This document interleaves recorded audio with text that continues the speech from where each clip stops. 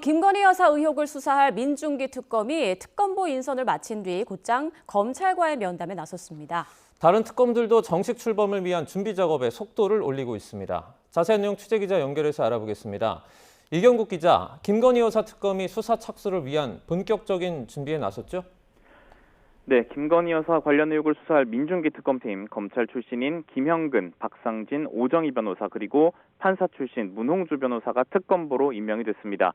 그리고 조금 전 화면으로 보셨는데요. 특검보 임명 하루 만인 오늘 김 여사 의혹을 수사한 검찰 수뇌부와 잇따라 만나서 논의를 진행합니다. 조금 전 서울고검에 도착하는 모습 확인하셨는데요.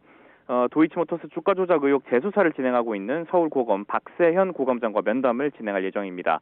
이어서 곧장 명태균 의혹을 수사하는 서울중앙지검의 박승환 검사장 직무대행, 그리고 건진법사 의혹을 맡고 있는 서울남부지검 신흥석 검사장과도 잇따라 만날 예정입니다.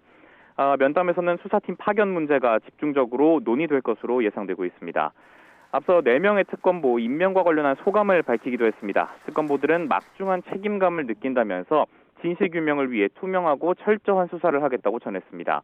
나아가 정치적 고려나 외부 압력에 흔들림 없이 직무의 독립을 지켜나가겠다고도 강조했습니다.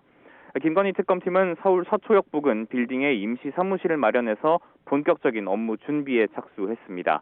정식 사무실은 서울 광화문역 부근 빌딩에 꾸릴 전망인데 이를 위해서 소유권을 가진 기재부에 국유재산 임시 사용 승인을 요청해둔 상태입니다.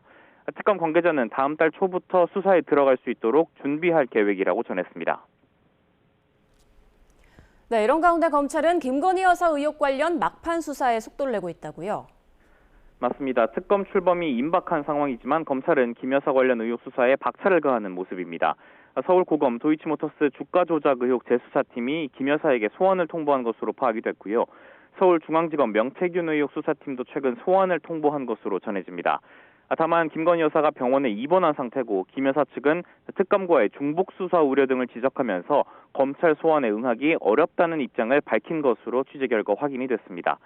이런 가운데 서울고검 재수사팀 지난달 말 미래에셋증권 측을 압수수색하는 과정에서 김 여사와 계좌 담당 직원의 3년간의 통화 내용이 담긴 녹음 파일 수백 개를 확보한 것으로 알려졌습니다. 검찰은 여기에 김 여사가 주가 조작을 인지하고 있었을 것으로 보이는 녹취까지 포함됐을 것으로 보고 있습니다. 민중기 특검팀이 검찰이 추가 확보한 증거를 포함해서 주가 조작 의혹 관련 내용을 우선적으로 살필 수 있다는 전망도 나오고 있습니다. 네, 다음으로 내란 특검 준비 상황도 짚어주시죠. 네, 내란 사건을 수사할 조은석 특검부 후보 8명의 임명 요청안 제출해뒀습니다. 파견 검사들 역시 본격적인 업무 파악에 돌입했을 것으로 전망이 됩니다. 내란 특검은 현재 서울 동부지검에 임시 사무 공간을 마련한 상태고요. 행정 지원 인력들이 출근해서 사전 업무를 진행하고 있습니다.